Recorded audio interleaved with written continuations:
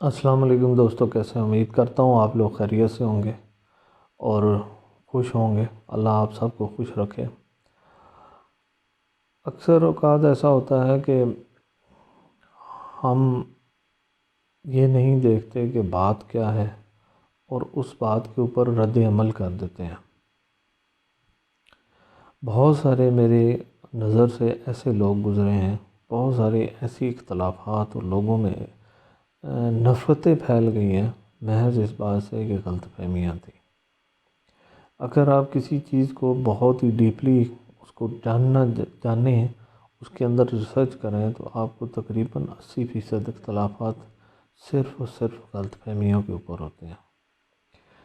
اور اس کی سب سے بڑی وجہ یہ ہوتی ہے کہ ہم فوراً اس کے اوپر ریئیکٹ کرتے ہیں، اور فوراً ریئیکٹ کرنے کی سب سے بڑی وجہ یہ ہوتی ہے کہ ہمارے اندر میں ہوتی ہے۔ ہم یہ نہیں سوچتے کہ یار میں ایک وہ چیز تھی جس کی وجہ سے شیطان تا قیامت اس کو رسوا ہے اور قیامت کے بعد بھی رسوا ہے۔ ٹھیک ہے نا؟ اس نے کوئی دنیا کی ایسی جگہ نہیں تھی جہاں اس نے عبادت نہ کی ہو، اللہ کی بے انتہا عبادت کی، بے انتہا بزرگ تھا، لیکن صرف ایک یہ بات تھی کہ میں اس کے بیچ میں آ گئی، اور اس میں کی وجہ اگر وہ کہتا کہ میں کیا جانوں کہ کون کیا ہے کون ہے، اللہ نے بولا ہے میں سجدہ کرتا ہوں، سجدہ کر دیتا، تو آج بھی وہ بزرگ ترین فرشتہ ہوتا۔ لیکن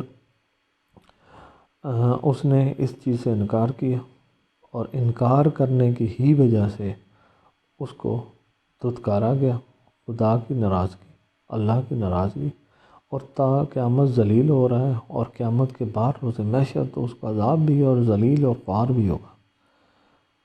میں سے بچنے کی کوشش کریں، اور اس کی وجہ سے انسان اکثر اتنے بڑے بڑے نقصانات لے لیتا ہے اپنے سر کہ اس کو بعد میں جا کے اس بات کا احساس ہوتا ہے کہ اگر اس وقت میں یہ ایکشن نہیں کرتا تو یہ میرے ساتھ کبھی ایسا معاملہ، یہ اتنے بڑے نقصان سے میں رہ جاتا۔ لہٰذا اپنے اندر ایک ایسی عادت پال لیں کہ آپ فوراً کسی بات کے اوپر ریئیکٹ مت کریں۔ جب بھی آپ کسی بات کے اوپر فوراً ریئیکٹ کرتے ہیں تو وہ آپ کو ہمیشہ نقصان دیتی ہے۔ تو جب بھی کوئی بات آپ تک پہنچے تو اس کو اچھی طرح جانچ پڑتال کریں، اس کو دیکھیں، پھر اس کے اوپر اس کے مد نظر اس کو رکھتے ہوئے اس کے لحاظ سے ریئیکٹ کریں، تو آپ کی زندگی میں بہت ساری آسانیاں پیدا ہو جائیں گی۔ امید کرتا ہوں آپ کو میری بات اچھی لگی ہوگی۔ ملتے ہیں ایک نئی ویڈیو کے ساتھ۔ یاد رکھیے گا دعاؤں میں۔ السلام علیکم، اللہ حافظ۔